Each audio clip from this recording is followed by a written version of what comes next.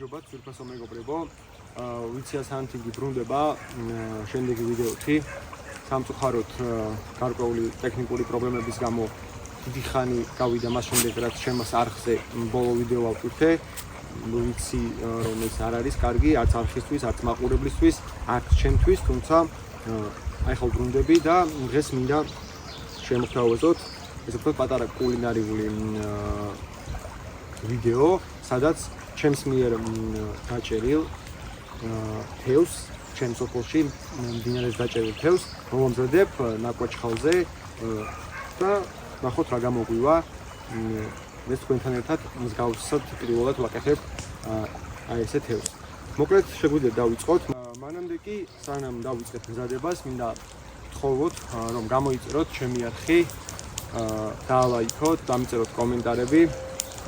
ეს გარკვეული мотиваცია ჩვენთვის და თუ რაიმე შენიშვნა ან აზრის გაზიარება მოგინდებათ, ეს ყველაფერი ასე ვთქვათ კომენტარებში შემოთხოვოთ. ეხლა კი სანამ ჩვენი ცეცხლი ასე ვთქვათ ნაკვაჩხალს დაყრის, მე შემიძლია დავიწყო соуსის მომზადება წინასწარ, რომ შემდეგ დრო არ დავკარგოთ.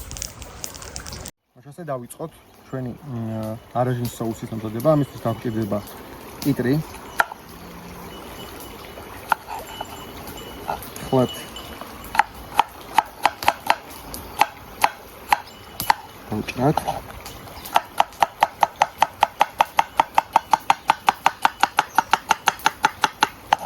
აი ესე წვრილად შეგვიძლია დავჭრათ. პრინციპში შეიძლება მეტი არც დავჭირდეს. გადავიტანოთ ჯამში. ცოტა არ არის დაჭრილი კარგად. ასევე დავჭირდება გვჭირდება კინძი. ეს ახლა ამ მომენტში არ მჭირდება, თორე ისე საკმაოდ დაფასებული რამ არის კულინარიაში. მის ერკვევით გეცოდინებათ.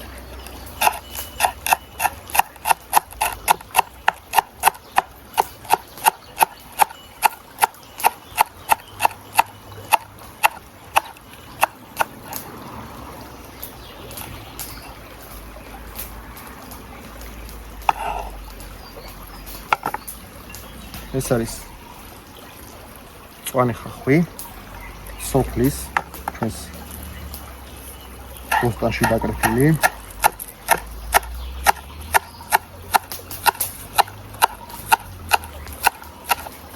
ამასობაში იქით უკვე ნაკვაჩხალი თითქმის მცად არის.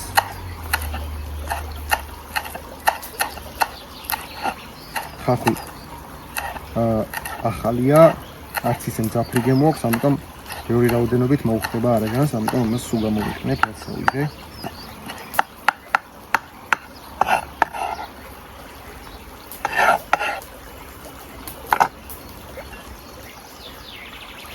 რეჰანი არის ჩემი ერთ-ერთი საყვარელი წვანილი, ქინძთან ერთად სასწაული არომატი აქვს და თითქმის ყველაფერში მიყვარს რა. შეგვიძლია ესე გადაკეტოთ.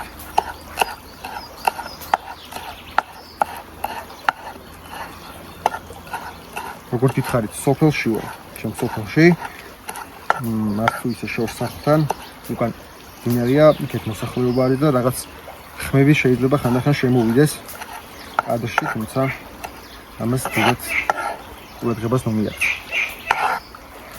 აი თუნდაც პაყაყი. რომელიც ახლა ალბათ ისმის. ცოტა წვანეთი წაკაც.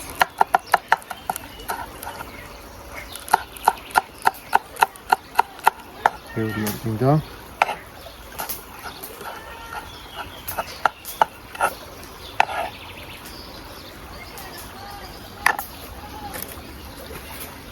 აი ხა შეგვიძლია ეს არაჟანი პრინციპში ქლიანად ამისთვის რომ გამოგებული ფერზე ამჭირდება. ჩავუცხათ. მარინი მოვყაროთ.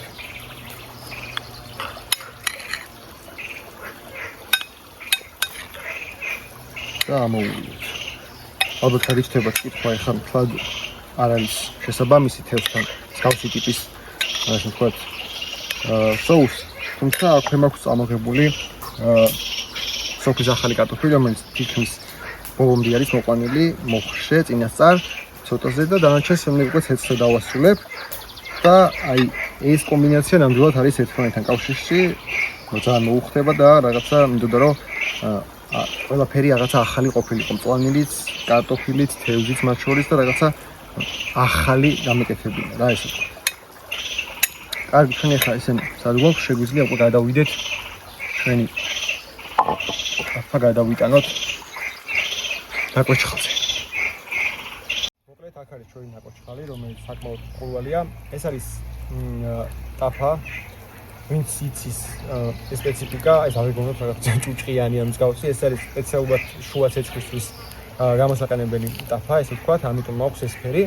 ეს გახურდება ახლა კარგად, შემდეგ ცხიმსაც მოვასხავთ და ზემოდან გავშლი პერგამენტს, რომ მაინც თევზი, რომელიც უნდა შევწვა ფქვილში არ უნდა ამოვალო, ის უნდა შევწვა და ამიტომ რომ არ მიიკრას, მაინც პერგამენტზე დავაფინოთ ჯობია რა. ეგ არის და ეგ ახლა დავუღოთ ამის გახურებას, კარგად გავარვარებას და შემდეგ უკვე თევზი გადმოვიტანოთ ჩვენს ტაფაზე. ეხლა გადავიდეთ თევზი დამარილებაზე. შევკმაძოთ მარილი და შავი პილპილით. სანამ ტაფა კარგად გახურდება. აი ესეთი არის ახლოდან ჩვენი დინარის წვერა. ცოტა მოიწია, ახლა შეგვიძლია ვანახოთ. გასუფთავებული. ესეთი კარგი ზომის ხერხემალ ამოცლილი, ხერხემალი ამოვაცარე წინასწარ და ეხლა მოვაყაროთ მარილი.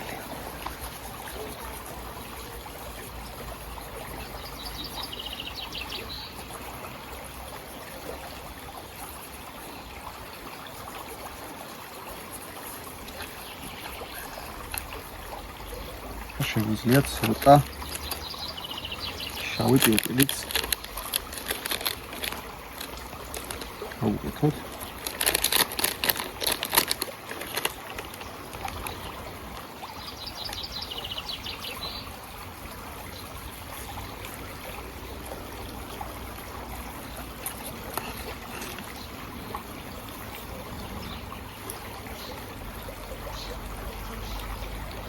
აი ეს ეხლა გადავიდეთ ტაფასთან, პერგამენტს გავშლი და შემდეგ უკვე გადავიტანოთ თევზი. მოკლედ ტაფა გახურდა. ლუი ჩვენთან არის. მეგონი პირველად გამოსცა კადრში. მთელი ეს ვიდეოს განმავლობაში აქ იყო, გულშემატკივრობდა. ეხლა შეგვიძლია ზეთი გადავიტანოთ ტაფაზე. სპეციალურად როგორც ხდებით, არ ვარეკლამებ. თუ ვინმეს მოუნდება ჩემი არხის დასპონსორება, ჩემი გვერდში დგომა, შეგიძლიათ შემიხმიანოთ პირადში. ესეთი მოვასხათ, ქვემოთაც, აქაც გადავიტანოთ, ამაზეც მოვასხათ, ეგეც არ არის პრობლემა. ახლა დავიტან თევზს.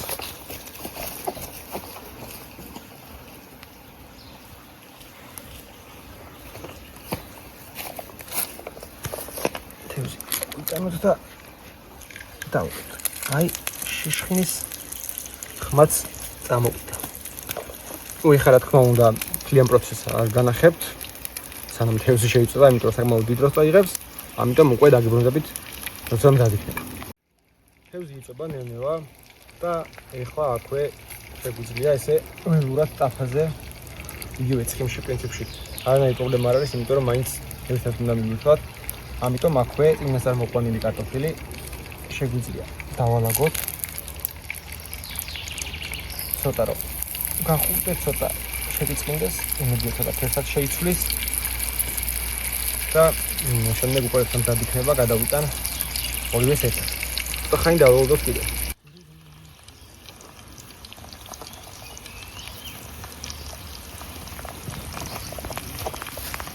ცოტა მარილიც მოვაყაროთ ჩვენს ახალ კარტოფილს.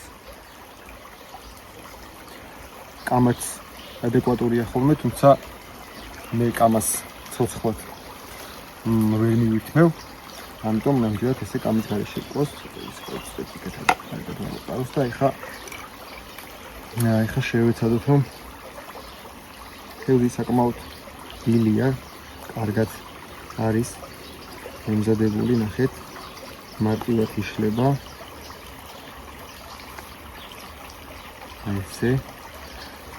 ცოტა პატარა ხები აქვს ამ თევზს. არ არის ისეთ თევზი, რომლის დაფირავებაც შეიძლება, იმიტომ რომ საკმაოდ ბევრი ფხავს აქვს და ამის ამოძრობა, ესე ვთქვათ, საკმაოდ დიდ სირთულესთან არის დაკავშირებული, ამიტომ პატარა ფხები იქნება, თუმცა ეგ არ არის დიდი პრობლემა, ესე ვთქვათ. აქ ჯერ ხალხი თევზს გავსინჯო. აი ესე. შემდეგ უკვე აი პატარა ფხა. შემდეგ უკვე სოუსს და კარტოფილთან ერთად. აბანახოთ.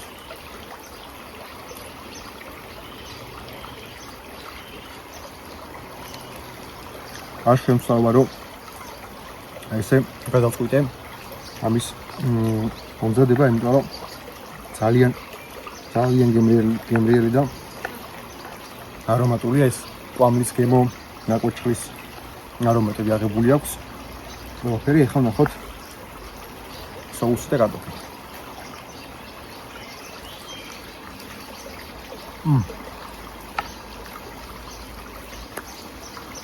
იდეალურია.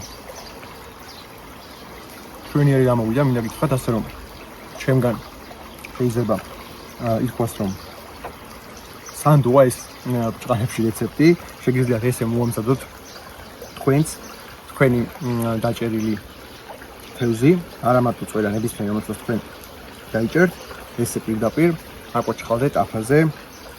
აი ეს სოუსი გაუკეთოთ, ესე ახალი კარტოფილი მობრაწოთ და ნამდვილად სიამოვნებთ. ახლა კი მინდა დაგემშვიდობოთ მაგრამ ლამაზი და გემრიელი კერძის ფონზე, ესე ვთქვათ. ნუ ლამაზი ხა თქვა ისეთი არ არის, როგორც სერვირებას გავუკეთებდი ამას სარესტორნო, თუმცა ველურ პირობებში ყველაფერი მისაღებია. დაგემშვიდობებით მოკლედ. შევეცდები რომ შემდეგი ვიდეო მალე დავდო, არ ვიყო პასიური და ასე ვთქვათ ახალი ვიდეოებით აგანებივროთ. ბოლოს კი მინდა ისევ შეგახსენოთ და გთხოვოთ რომ გამოიწეროთ ჩემი არხი, მოიწონოთ და კომენტარებში დამიწეროთ თქვენი აზრი. მადლობა ყველას, დროებით მომავალ შეხვედრამდე.